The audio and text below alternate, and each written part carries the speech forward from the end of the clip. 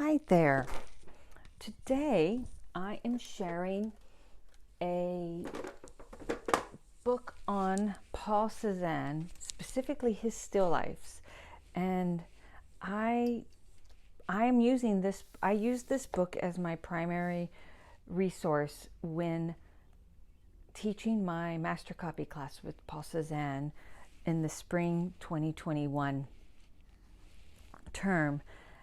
And because this book is such a wonderful book, I wanted to share it with you. It has to do with an exhibition that was held in Philadelphia several years ago, and I just want to share with you. This is one of the better books on Cezanne that deal only with his still lifes. Most other books are cover all sorts of things, but this book and the quality of the imagery is just beautiful.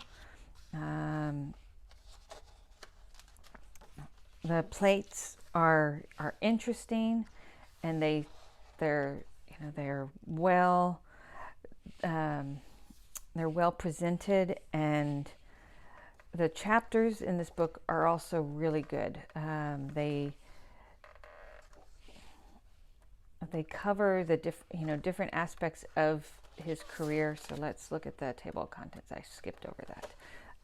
There's the foreword, the introduction.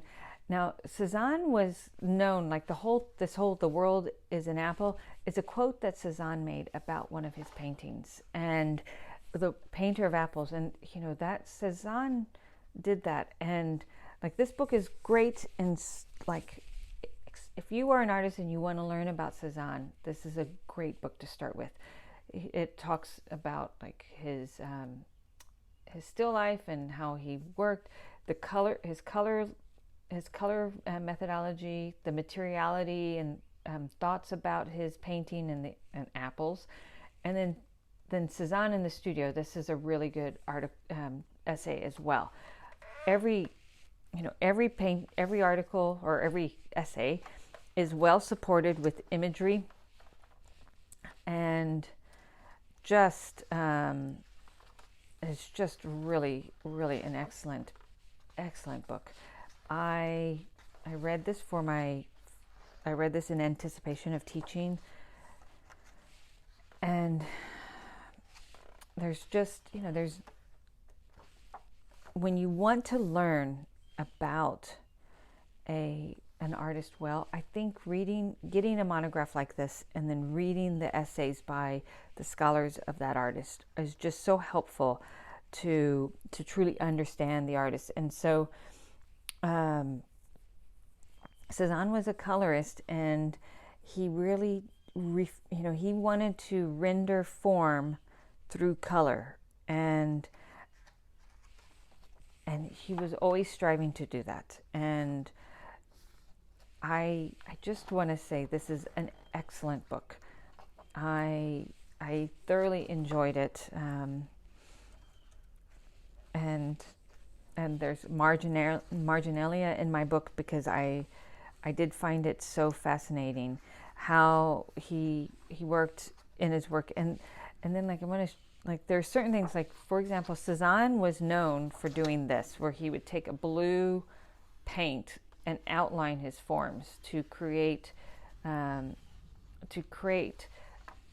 three-dimensionality. He did that often, and this one doesn't have that example, but in the paintings that we are copying in my class, it's very prevalent where he did that.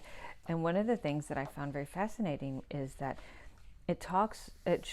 here's a illustration from 1874, illustrating how, by outlining, how you can actually create that sense of form, and it can be heightened even more. And I thought that was very fascinating, of how Cezanne used color to create form, but there are times when he actually would go and graphically create an outline on his objects, like here on this apple that's on its side, or this edge of that pear, to reinforce the boundary between this object and the flower pot object. And then the last chapter on him in his studio is, is just really, really good, guys. And I encourage you to get this book, because not only are there phenomenal images, but you really, really get to dig into this artist and get to kind of know him in a thorough way. So The World is an Apple, Still Lifes of Paul Cezanne, is a phenomenal exhibition monograph, and I highly recommend it.